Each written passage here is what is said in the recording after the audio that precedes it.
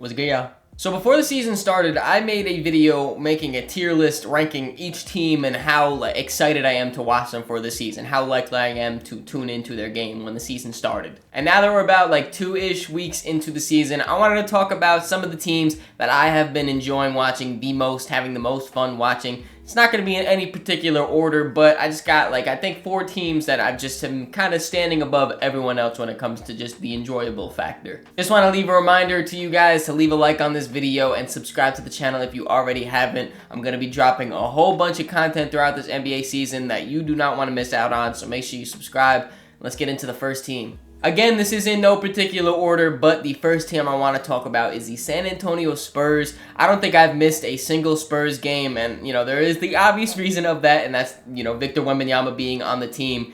But also beyond that, they're still playing that, smart and clean-cut version of Spurs basketball that we're all used to seeing. We will start with the obvious of Victor Wembanyama, though. He is a one-of-a-kind player. If you guys are not tuning into as many Spurs games as you can, you're missing out, if we're being honest. Every single game, he has at least one play where he's the only player in the entire league that can make that play. The first one that comes to mind is the double block on Jabari Smith Jr. in the Spurs overtime victory over the Rockets.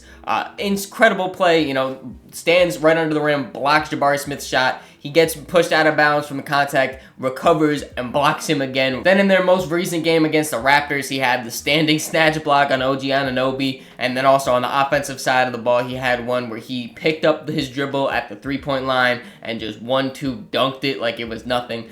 He really is a one-of-a-kind player. That cannot be said more. And then beyond just the highlight plays, Vic legitimately comes into the league as a top 15 defender, I want to say top 10, top 5 rim protector. I don't want to, jump the gun, but he is an elite player. And then, of course, he does have his flashes on offense. Seeing a 7'4" guy pull up from 3 on the fast break, it's never going to get normal. It's always going to be some spectacular thing. Even, off the dribble ones, not even just, walking it up and pulling it up like that, but, actually off the dribble pull up for that. He can do whatever. In the mid-range, finishing, and, the lobs are insane. You have to watch Victor Wembanyama. I do want to highlight some of the other guys, though, because they actually do have some real talent down there in San Antonio. Starting off with Keldon Johnson and Devin Vassell, I think those two are probably the closest to being in, the solidified core with Vic. I like both of them being, those perimeter scoring options around Vic. Keldon Johnson, he's got more of that rugged toughness to his game where he's going to, get to the rim and finish like that, but can knock down a jump shot. And then Devin Vassell, man, Devin Vassell's game is so smooth. It's he reminds me of a Tyrese Maxey type of player, type of guard, where he could just score with the best of them. He's super fast, smooth handle, can get to whatever spot he needs to at any time. Zach Collins at that starting center next to Vic is having a very good offensive season.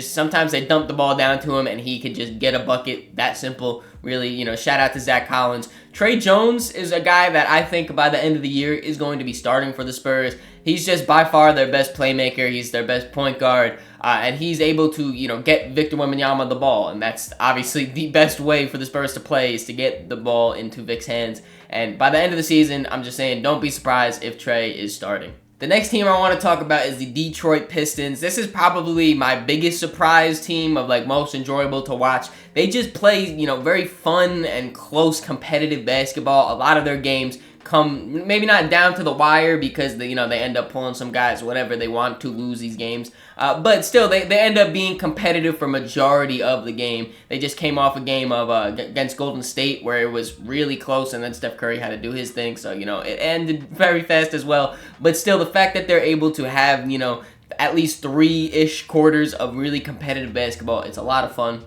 Ausar Thompson is my favorite rookie to watch so far this year, not named Victor Wembanyama. Just his defense and his versatility on the defensive end is unmatched as a rookie. He goes out there and he guards the team's best perimeter players, whether that's a guard, a wing, whatever. He guards them.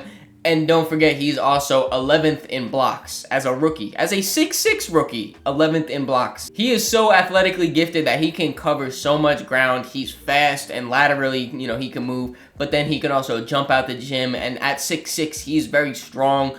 He still has a skinny frame, but he plays super solid and super big. A big part of Detroit's identity this season is rebounding the ball, and Ausar is a huge part of that.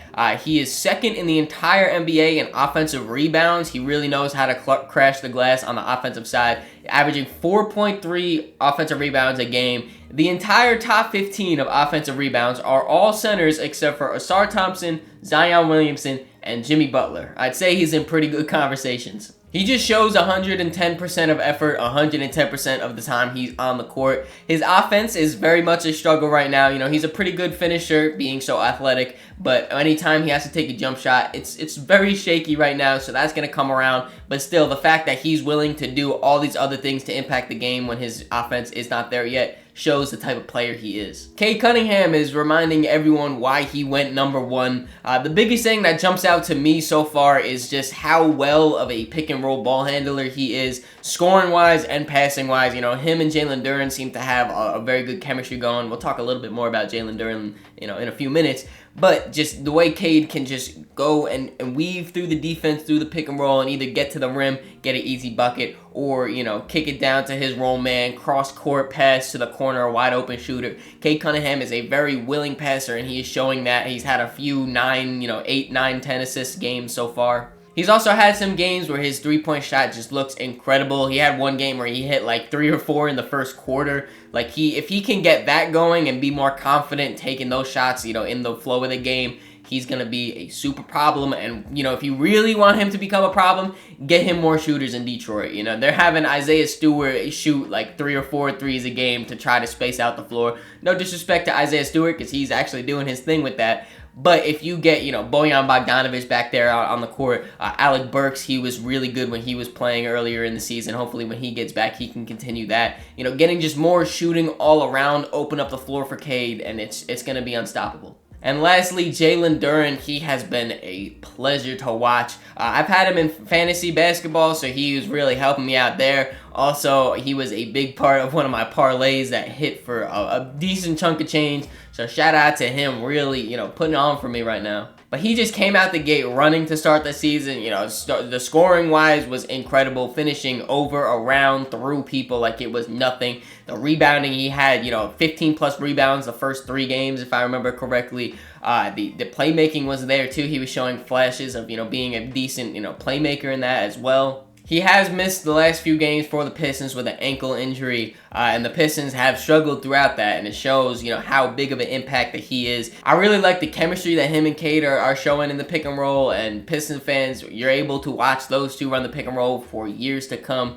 You should be very happy and grateful. The next team I wanted to talk about is the OKC Thunder. They have just been a super fun and dynamic team to watch. You know, I feel like on any given night, any one of their players can just kind of go off. And obviously, you know, they have their main guy, Shea, and he's got, you know, an incredibly smooth game, get into the mid-range, get into the rim. You know, it's a very optically pleasing game for Shea right there. But if I'm being honest, the number one reason that I'm watching the OKC Thunder is for Chet Holmgren. I've been singing Chet's praise all the way back from when I was doing 2K videos, and he is not disappointing whatsoever. I've mentioned plenty of times before of how he is an elite rim protector at, you know, 7'3" or 7'1", whatever he actually is, and he just blocks everything. That game against the Cavs where he had 7 blocks, like, what do you do at that point? Literally, he sits down there and just gets his hand on any ball that goes anywhere near him. He just came in and fills the biggest position of need, of course, the center position for the Thunder. They had a gaping hole last season, and now that he can step in, and he is just fixing every issue that they ever had on this team, it feels like. And I knew the defense was going to be an immediate, you know, transfer right over to the NBA. I didn't think his offense was going to be this good, this fast. He's shooting 60+% from 3 last time I checked. You know, super efficient in the mid-range and finishing as well. He just literally comes in and is the perfect player to insert with this OKC Thunder team. Then when it comes to J-Dub and Josh Giddey, I like them as people before I like them as players. You know, from Josh Giddey's TikToks and tweets, like, he's a really funny guy, you know, going with the social media. And then with J-Dub, he has his own YouTube channel. If you guys haven't watched that, he comes up with some pretty good videos. Make sure you tap into that. So just seeing, you know, more of like them personally and as actual like people instead of players like, it just makes me like their game even more. You know, J-Dub with his big 6'8 frame, just attacking the rim, being a super rangy defender as well, getting out in transition. I like how fast and how hard he plays. And then Josh Giddey, I've mentioned plenty of times before, I love when people are great passers. And Josh Giddey is an incredible passer. Shout out to the Slob Wizard. And then lastly, Cason Wallace, I really like his game as well. Right now, he's just coming in, he's playing defense, and he's hitting his shots. There's really not much else you can ask from a rookie. I could definitely see him being in OKC for the extended future and, you know, being a real piece for them. And the last team that I want to talk about is the Dallas Mavericks. Man, watching Luka Magic with like an actual competent roster around him, it's incredible, man. The Mavericks are 5-1 or 4-1 to start the season so far, and their only loss coming to the defending champion Denver Nuggets. They have been playing incredible basketball all throughout the season. Obviously, the guy that pulls all the strings here in Dallas, Luka Doncic, he is just incredible, having a great start to the season.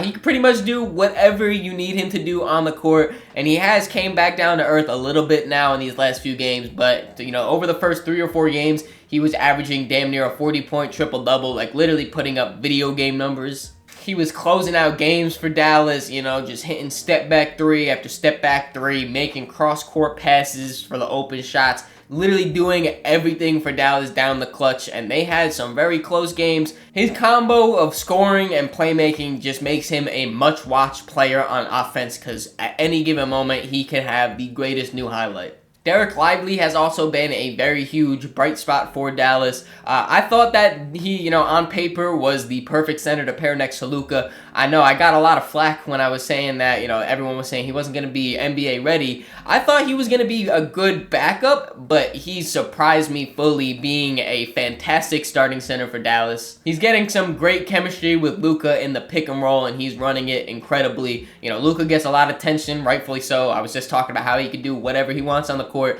so he gets all that attention, dumps the ball down to Dereck Lively, and him being super athletic and super tall, he can finish at the rim. He's also shown flashes of being a very good short roll man at the pass, you know, just getting it on the short roll and figuring out, reading the defense really fast, just kicking it right open to an open shooter, and he's been incredible at that. Grant Williams has also been a perfect pickup for Dallas. He is shooting the lights out to start. Obviously, that's going to fall back down to earth, but Grant is still, you know, a career 40% three-point shooter. So that's what he does right here, shoot the three. You know, he's a hard-nosed defender, and Dallas doesn't have a lot of those. So, you know, having him there to guard the opposing wing is super big for him. I see him as kind of like the Draymond Green for Dallas. You know, just being that rough guy, the enforcer, the guy that will do the little things and the effort and everything, and also be that vocal leader as well. And then last but not least, I want to highlight Kyrie Irving, who's been coming out to a very, very shaky start scoring-wise, but he's really been putting into his playmaking bag. Kyrie is one of my favorite players to watch just because, you know, his game is so smooth. It looks like he could just kind of get wherever he wants. No defenders really affecting him. Again, his scoring hasn't really picked up yet, but he has been incredible playmaking-wise, had a few double-digit assist games already, getting guys like Tim Hardaway Jr. in rhythm, Derrick Jones Jr., both of those guys have been incredible offensively to start for the Mavericks, and I'm sure big part of it is the playmaking of, you know, Kyrie. Luka's always going to be playmaking. Just getting the full team involved instead of a lot of, you know, ISO shots, really, it's speaking volumes right now in Dallas. Who are your guys' favorite teams to watch so far in the season? I don't know if I can crown any of these guys as my actual favorite. It's going to be between the Spurs and the Pistons, though, I'm going to be honest. Those two teams have just been amazing to watch. Hope you guys enjoyed this video. If you did, make sure you leave it a like. Subscribe so you don't miss the next one. In the description, there's links to all my social medias, so make sure you follow me on all those to keep up to date with me. Catch ya.